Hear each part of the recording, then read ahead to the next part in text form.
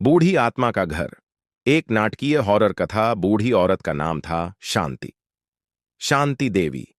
उनका घर, जिसे लोग शांति निवास कहते थे, सिर्फ ईंट और चूने से बनी एक इमारत नहीं थी, बल्कि उनकी रगों में दौड़ता लहू था। शहर के सबसे पुराने हरे भरे मोहल्ले के बीचों बीच खड़ा वह विशाल औपनिवेशिक शैली का घर बीते हुए युग की आखिरी निशानी था। शांति देवी ने उसी घर के आंगन में बचपन की किलकारियां भरी थीं, उसी दालान में अपनी जवानी के सपने बुने थे और उसी छत के नीचे अपने पति का अंतिम संस्कार किया था। अब 80 साल की देहरी पर खड़ी उनका हर श्वास उस घर की हर दरार, हर खिड़की, हर गुंबद से जुड़ा था। परिवर्तन की लहरें मोहल्ले की सीमाओं को चीरती हुई आ रही थीं। पुरानी शांत गलियां अब शोरगुल वाली ऊंची इमारतों में बदल रही थीं, और इस परिवर्तन के पीछे था शहर का सबसे बड़ा बिल्डर और जमीन का भूखा दैत्य, रौनक सिंह। रौनक सिंह की आंखें शांति निवास की जगह पर गड़ी थीं। वह जानता था कि वह जमीन प्राइम लोकेशन पर है और वहां एक आलीशान 20 मंजिला कमर्शियल कॉम्प्लेक्स खड़ा किया जा सकता है। देवी जी, दाम बोलिए, मुंह मांगा दाम दूंगा, रौनक सिंह ने एक बार शांति देवी से कहा था। उनकी आवाज में पैसे की गर्मी थी, जिसे सुनकर शांति देवी ने केवल अपनी जर्जर खिड़की की ओर देखा, जिस पर बेला की बेलें छड़ी हुई थीं। दाम? रौनक बाबू? शांति देवी की आवाज धीमी पर पत्थर सी कठोर थी। आप मेरे शरीर का दाम लगा सकते हैं, इस मिट्टी का नहीं। मेरा घर बिक्री के लिए नहीं है। रौनक सिंह खींच गया था, लेकिन उसका लालच धैर्यवान था। उसने इंतजार किया। उसे पता था कि बुढ़ापा एक बीमारी है जिसका अंत केवल एक ही होता है। एक अंधेरी सावन की रात, जब बारिश की बूंदें छत पर किसी की धीमी आहट सी बज रही थीं, शांति देवी ने आखिरी सांस ली। वह घर के बीचों बीच बने उस छोटे से पूजा घर में बैठी थीं, जहां उनके इष्टदेव की मूर्ति स्थापित थी। उनकी आत्मा ने शरीर तो छोड़ा, पर शांति निवास को नहीं छोड़ा।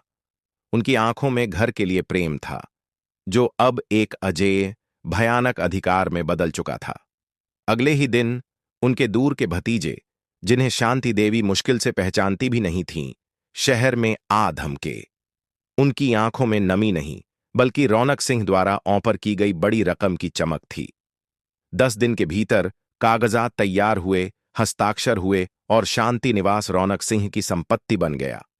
भतीजों ने शहर छोड़ दिया, घर खाली हो गया, और शांति देवी की आत्मा, जो अब एक भारी अदृश्य उपस्थिति बन चुकी थी, ने अपनी अंतिम लड़ाई के लिए खुद को तैयार कर लिया।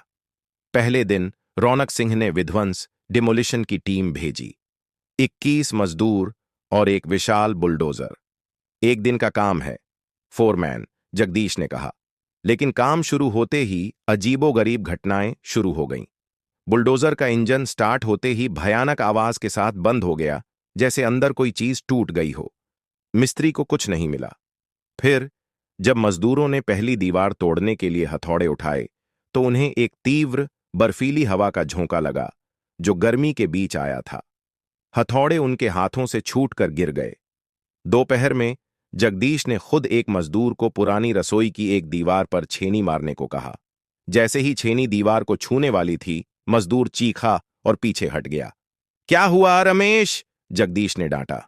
साहब, कोई बुढ़िया खड़ी थी, एकदम पास, सफेद साड़ी में, आंखों में सिर्फ इंतजार था।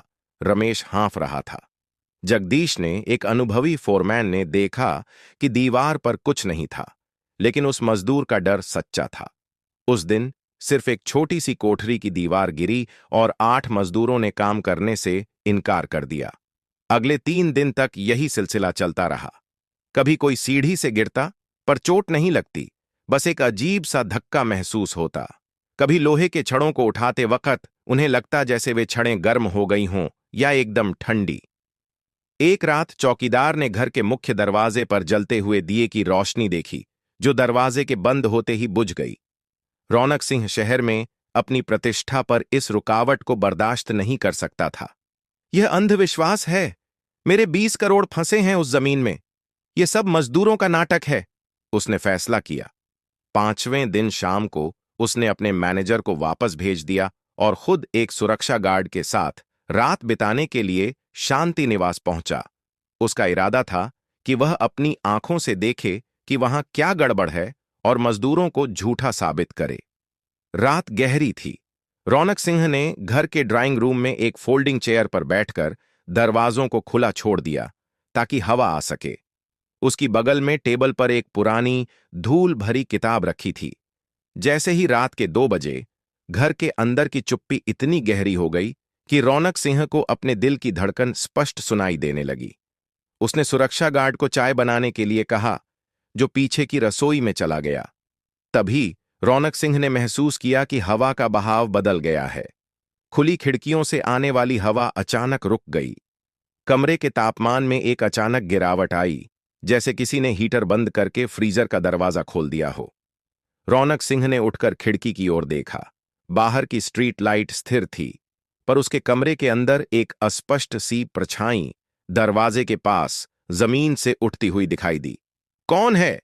रौनक सिंह ने लगभग फुसफुसाते हुए पूछा। उसकी आवाज गले में ही घुट गई थी। कोई जवाब नहीं आया, लेकिन परछाई सघन हो गई।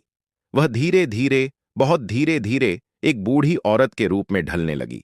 वही सफेद साड़ी, वही झुर्रीदार हाथ, पर आंखें आंखें ऐसी थीं मानो वे सहस्राब्दी से इंतजार कर रही हों। वह डरावनी नहीं थी, पर वह उपस्थिति, वह अथाह अनगिनत वर्षों की उदासी और अधिकार का बोझ लिए हुए थी। शांति देवी की आत्मा न